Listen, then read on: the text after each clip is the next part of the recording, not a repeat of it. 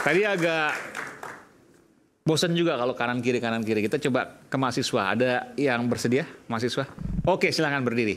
Perkenalkan nama dan dari kampus mana? Oh, biru. Perkenalkan, saya Karin Dwi Atasya dari kampus MNC University. Oke. Ini Atma Jaya, ini UNJ. Oke, silakan. Saya ingin bertanya kepada salah satu di sini. Ya, oke. Terserah mau siapapun yang mau jawab. Nanti saya bantu ke siapa. Pertanyaannya apa? Apakah cewek-cewek saking maker itu Saking maker. Ya, Ini loh saking maker itu. Oke. Cewek-cewek saking maker itu, kamu pinter juga bikinnya. Terus? cenderung mengarah pada penyelesaian masalah atau bahkan justru mempersulit keadaan. Oke, silakan Mas Roy. Ya. Tanggung jawab tuh. Oke.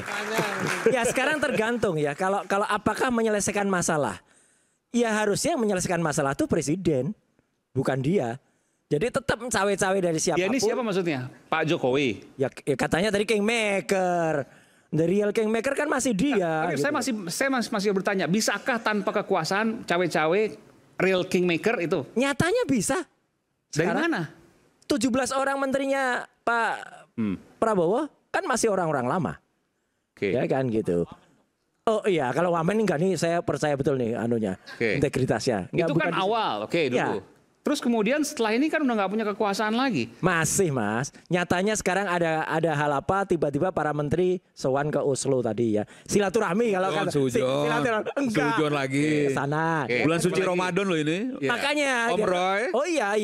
Sudah buka tadi nggak apa-apa. Oke, dua. Yang ketiga. Ya, jadi artinya gini. Ada lagi? Artinya harusnya itu diselesaikan langsung. Kalau Pak Prabowo itu punya integritas yang sangat-sangat bagus ya, dan itu kita kangen betul itu tampil, ya udah tampilkan jati dirinya gitu loh.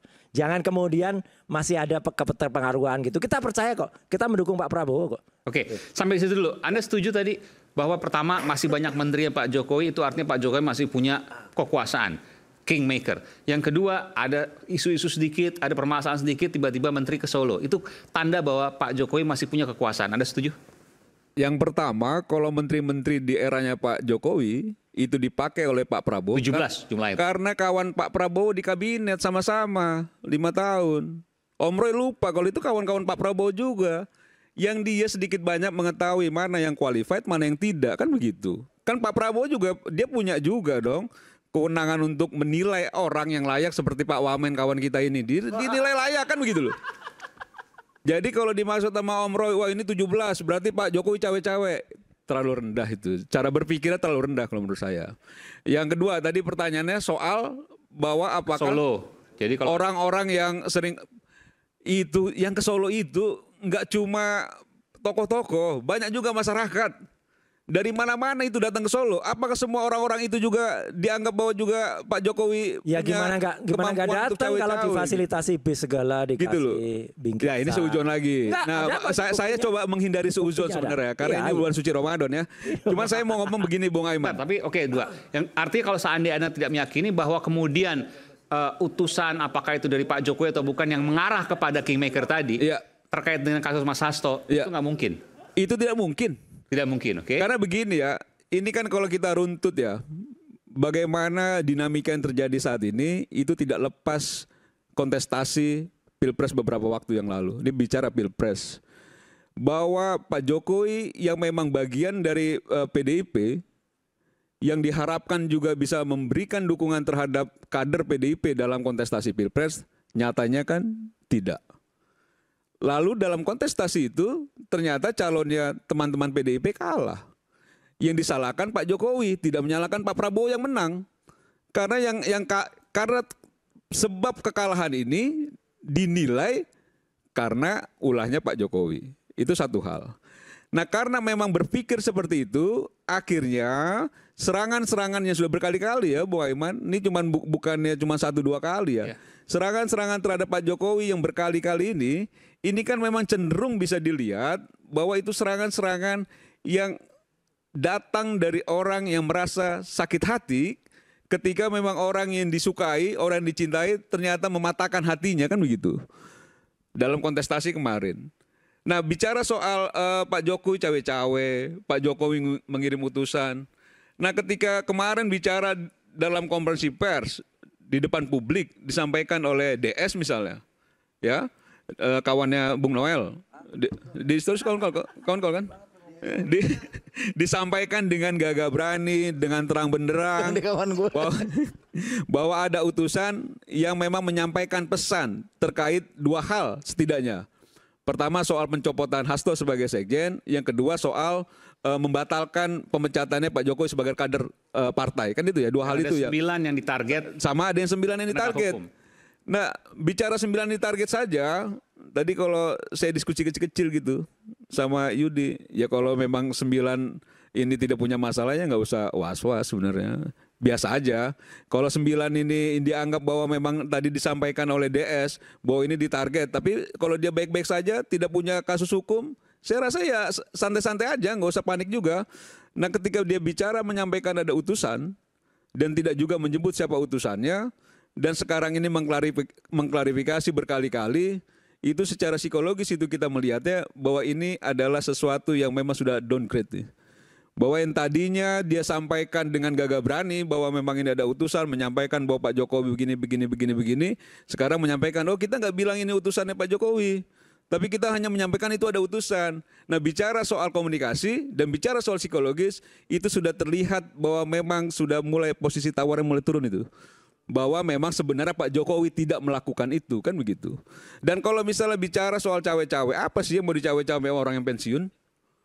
Saya pun kalau misalnya ngobrol-ngobrol Pak Jokowi bicara orang tua dengan anak gitu ya, orang tua ya kita diskusi santai. Bicara-bicara yang ringan-ringan, nggak pernah bicara politik yang kayak terlalu keras gitu ya, bicara biasa saja. Karena memang nggak pernah bicara politik. Kalau ya politik tipis-tipis kan gitu ya, politik tipis-tipis kan gitu loh.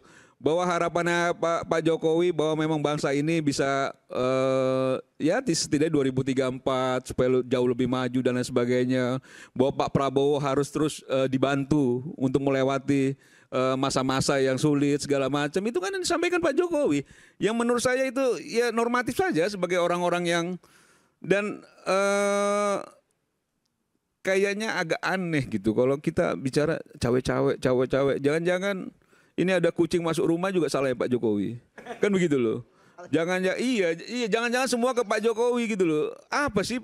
Oke. Gitu loh. Okay. Ya menurut saya enggak itu. Bang Rey atau Bung Guntur ada mau sampaikan sesuatu tadi. Jadi nggak masuk akal kalau disampaikan bahwa Kingmaker apa yang disampaikan oleh Bang Roy nggak punya kekuasaan dan lain sebagainya.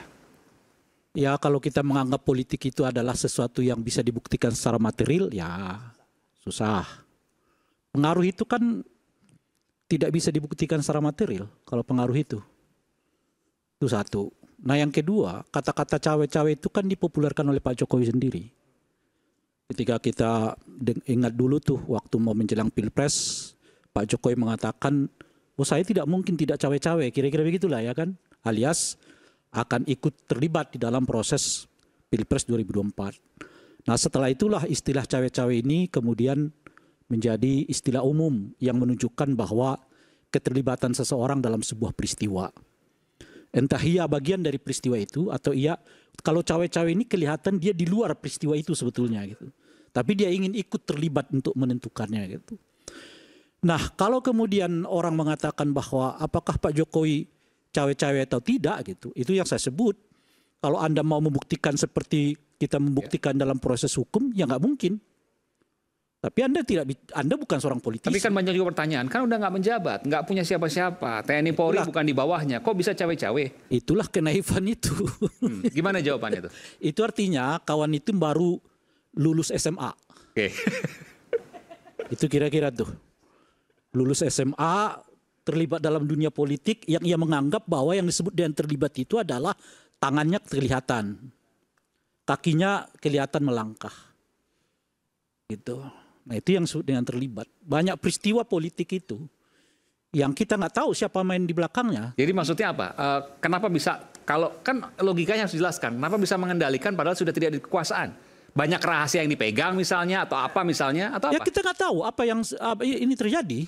Kan saya cuma ditanya apakah mungkin Pak Jokowi cawe-cawe? Sangat mungkin. Bagaimana membuktikannya itu? Kalau Anda minta seperti kita membuktikan dalam proses pidana, ya nggak mungkin.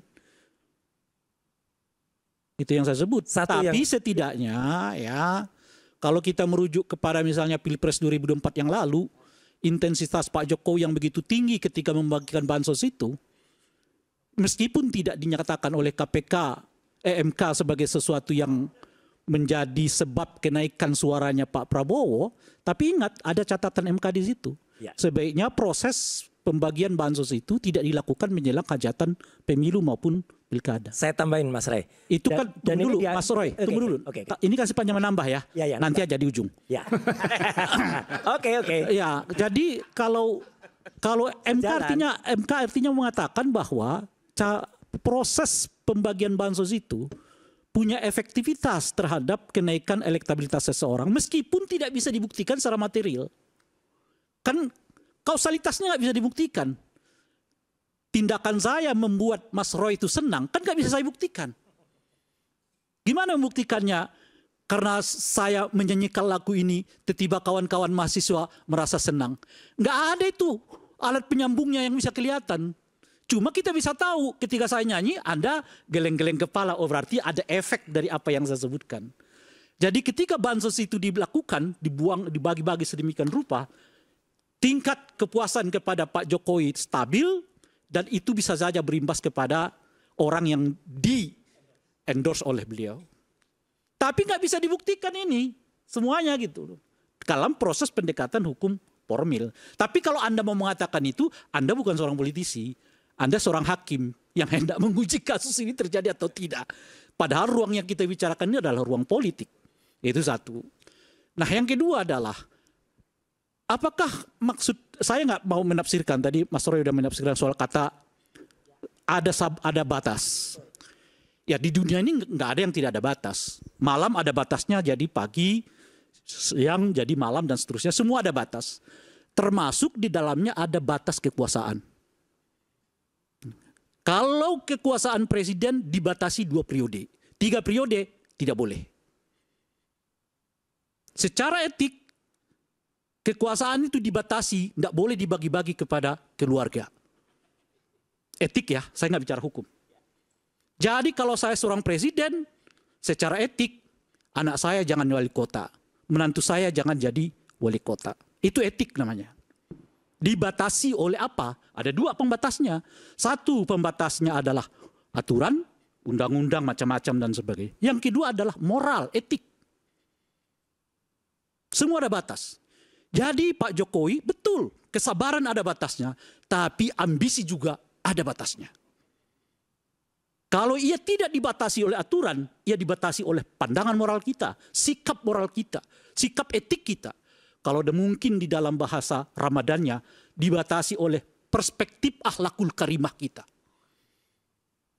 Bahwa saya sudah berkali-kali mengatakan bahwa di dalam forum ini saya tidak menaikkan kaki bukan karena Bung Aiman melarang, tapi itu perspektif yang disebut dengan etik itu tadi.